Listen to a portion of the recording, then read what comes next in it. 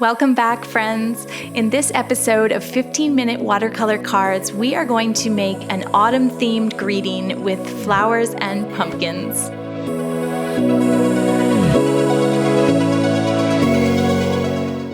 I am doing my first U.S. in-person watercolor workshop in New York City. It will be on the afternoon of Sunday, October 20th. This is your chance to learn watercolor florals from me firsthand, so head to my website for all of the information. Link is in the video description.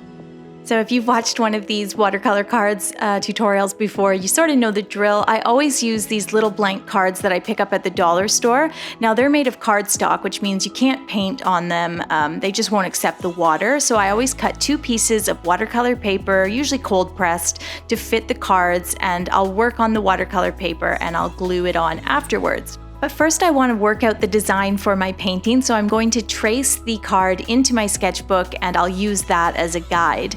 Other than the paper and cards, you'll also need a pen, fine liner will work well, and some washi tape.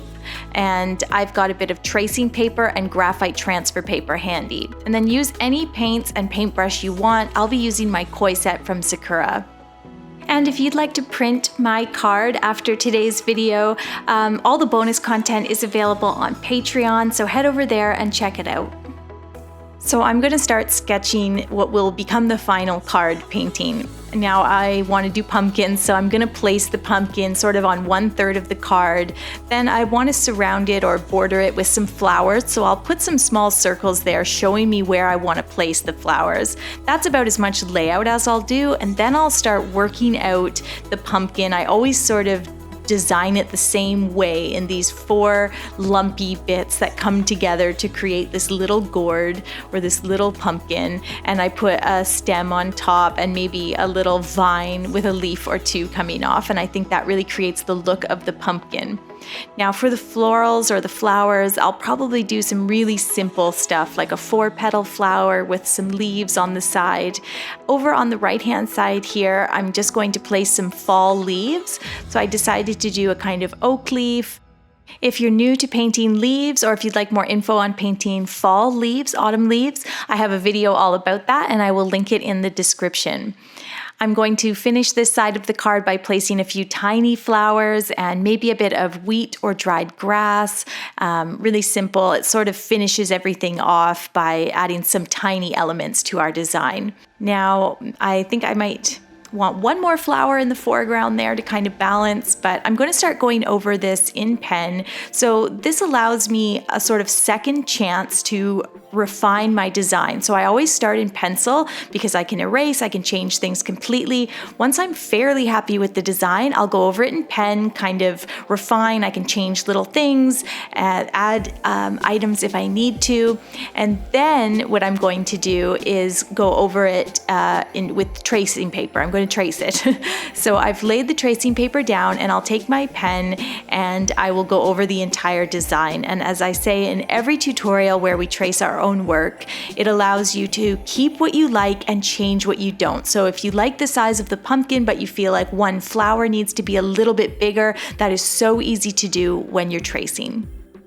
Okay, and then the trace also helps us to transfer our design to our watercolor paper. So we're not doing the design right on there and having a lot of eraser dust and pencil marks. We're going to take that graphite transfer paper and place it dark side down.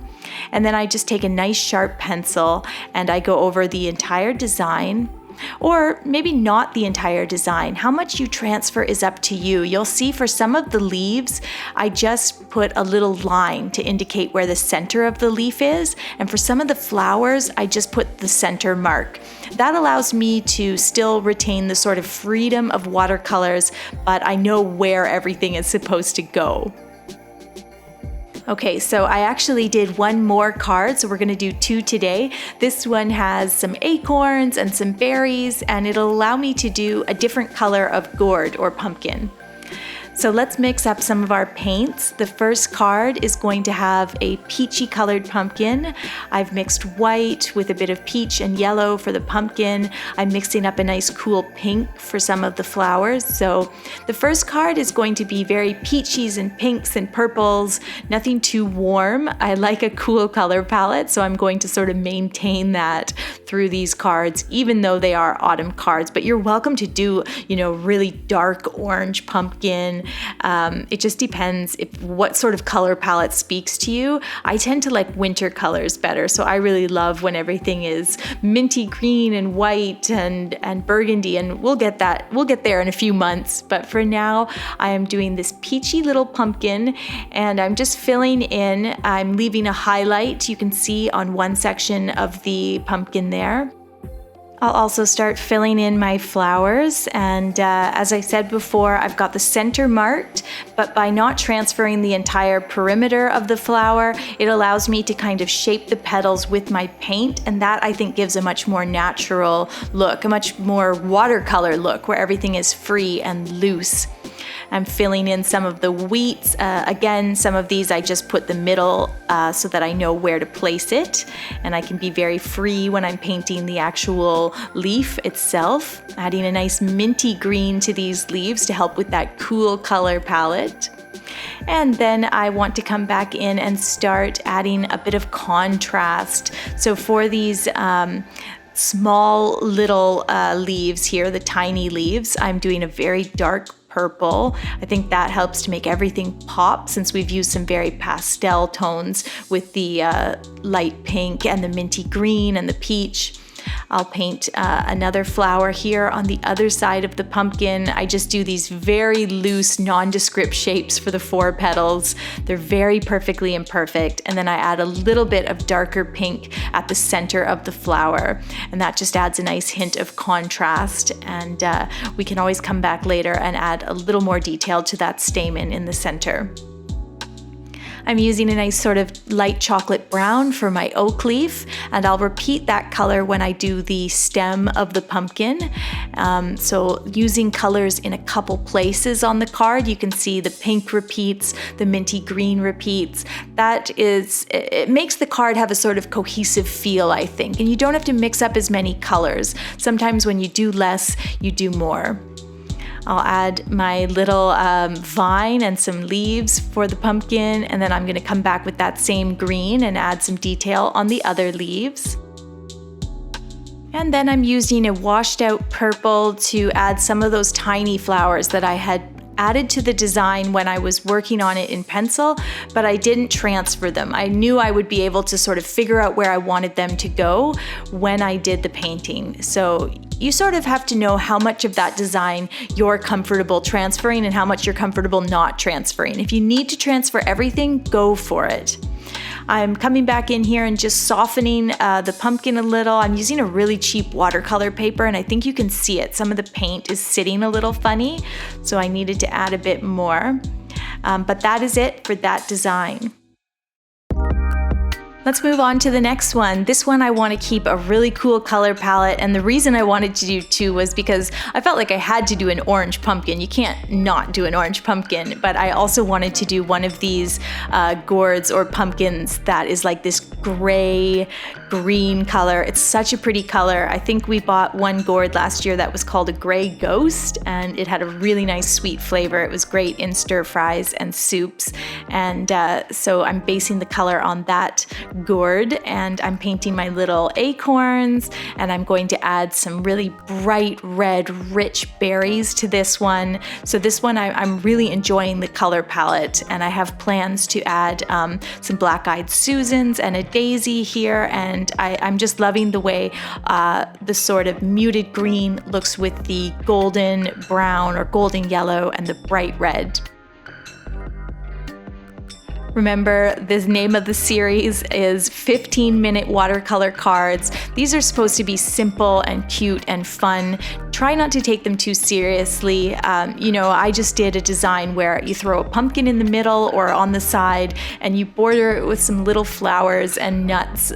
Nuts sounds weird. Acorns and leaves, and just make sure to add some leaves of different sizes. So I always have those tiny purple ones, and I think that makes a really nice cohesive design. But none of this is supposed to be perfect. It's supposed to be a little bit whimsical and very loose. So have fun with it. I'm adding a bit of gray to my daisy here, and you may notice I didn't quite leave myself enough negative space on the pumpkin. So I sort of had a cut off daisy petal there. So I'm going to finish my watercolor painting. I'm adding a bit of gray to our pumpkin just to add a bit more depth and shadow. And then skipping ahead here, I had added a bit of white paint pen to help with that one petal that got cut off. So you'll see as I come around, I'm adding a nice sketchy black line to this card, my favorite thing. It is so satisfying to add this black pen, and if you want to add it to the card, go for it. I think it looks nice without it as well, totally up to you. But yes, I finished off the daisy with the help of my Sakura paint pen, and I'll actually link that in the description as well. You can also use a bit of gouache if that happens to you. Gouache is very opaque and it is a water-based paint. So yeah, so not a big deal. That took 2 minutes to add that last petal in there. And then when we go around it with the black pen, it really finishes it off nicely and you'd never even know that I messed up. A little texture for the pumpkin and that's it. I'm going to add my perfectly imperfect hand-drawn border. I do this by simply pulling the pen towards my body and just going one side at a time, and it is not supposed to be straight, it's supposed to be sort of straight, and I think it looks so pretty when it's all done, and it just adds that touch of whimsy to your little greeting card. These are my cards, all finished. Okay, I admit they might have taken a little more than 15 minutes, maybe 25, 30 minutes each. I think they look good with the black line or without, and you can certainly add a greeting if you like. Thank you guys so much for watching today. I hope you enjoyed the tutorial. Don't forget to hit that subscribe button, and I will see you soon with a new video.